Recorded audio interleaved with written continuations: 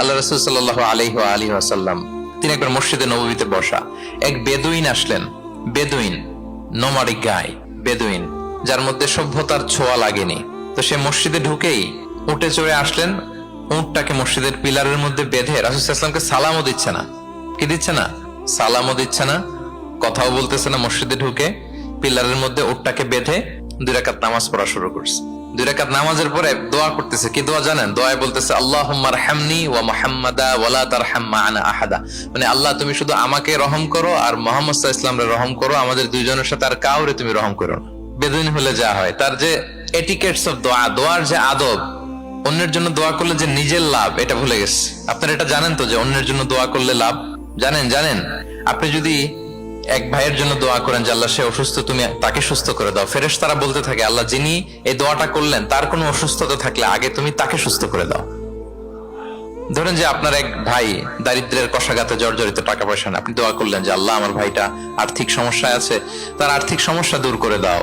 ফেরেশতারা দোয়া করে আল্লাহ যিনি দোয়া করলো তার যদি আর্থিক সমস্যা থাকে তুমি আগে তার আর্থিক সমস্যা দূর করে দাও। সুবহানাল্লাহ, সুবহানাল্লাহ বিহামদি। তো এক লোক এই হাদিসের ফজিলত শুনে ইফতারির পূর্ব মুহূর্তে, যেহেতু দোয়া কবুল হয়, তার ওয়াইফ ইফতারি তৈরি করতেছে, এই হাদিসের ফজিলত শুনে এক লোক তার বন্ধুর জন্য দোয়া করতেছে যে আল্লাহ আমার বন্ধুটার তো এখনো বিয়ে হয় নাই, তুমি সুন্দরী রূপবতী একটা স্ত্রীর ব্যবস্থা করে দাও আল্লাহ আমার বন্ধুর। এই দোয়া শুনে তার স্ত্রী তো রেগে মেগে আগুন, সেই ইফতারি রেখে দিয়ে এসে বলে এই এত বড় সাহস, কি দোয়া করো এসব উল্টাপাল্টা। স্বামী বলে কি দোয়া উল্টাপাল্টা, কি দোয়া করলাম? আমি তোমার বন্ধুর জন্য দোয়া করছি যে আল্লাহ তারে তুমি রূপবতী সুন্দরী স্ত্রীর ব্যবস্থা করে দাও। তো ওয়াইফ বলে এই তুমি কি মনে করছো আমি হাদিসটা জানি না যে অন্যের জন্য ভালো কোনো দোয়া করলে আগে এটা নিজের জন্য কবুল হয়? সুবহানাল্লাহ। দেখেন ইসলামের বিধান কত সুন্দর। আপনি অন্যের কল্যাণ কামনা করলে এই কল্যাণ ফিরে আপনার দিকে আসে আগে। সুবহানাল্লাহ।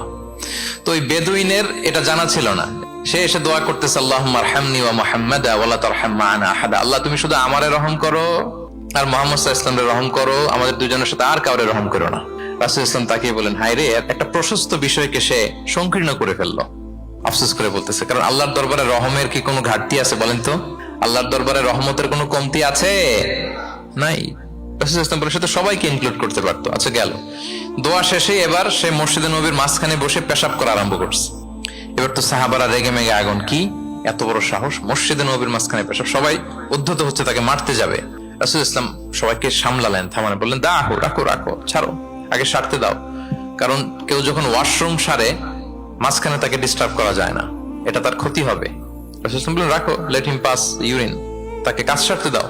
সে কাজ সারলো। এবার রাসূল ইসলাম বললেন ও হারিকু আলা বাউলিহি সাজলান মিন মা, তার পেশাবের উপর 1 বালতি পানি ঢেলে দাও, দিয়ে ফেললো। এবার রাসূল সাল্লাল্লাহু আলাইহি ওয়াসাল্লাম বললেন ইন্নামা বুইসতুম মুয়াসসিরিন ওয়া লাম তুবআসু মুআসসিরিন। হে সাহাবারা মনে রাখো তোমরা সহজপন্থী হিসেবে প্রেরিত হয়েছে, তোমরা কট্টরপন্থী হয়ে পৃথিবীতে প্রেরিত হও নাই। সুবহানাল্লাহ। তাহলে যে কোনো জিনিসের সলিউশন আপনার সহজভাবে করতে হবে, এটাকে জটিল বানানো যাবে না। আমরা অনেক সময় জটিল থেকে জটিল করি।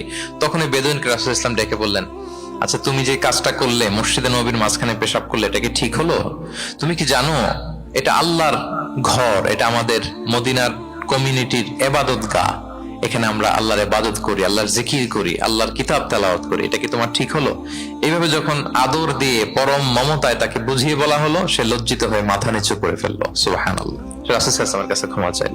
তাহলে প্রিয় সুধী, আপনি কোমলতা ভালোবাসা দিয়ে যা জয় করতে পারবেন, কঠোরতা দিয়ে সেটা পারা যায় না। খেয়াল রাখবেন, ভালোবাসা দিয়ে যেভাবে আপনি মানুষের হৃদয় জয় করতে পারবেন, কঠোরতা দিয়ে পারবেন না। এজন্য ইসলাম ফ্লেক্সিবিলিটিতে বিশ্বাস করে।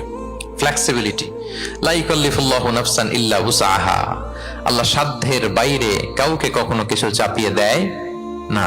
এজন্য ইসলামকে সহজ করে উপস্থাপন করতে বলেছেন তিনি।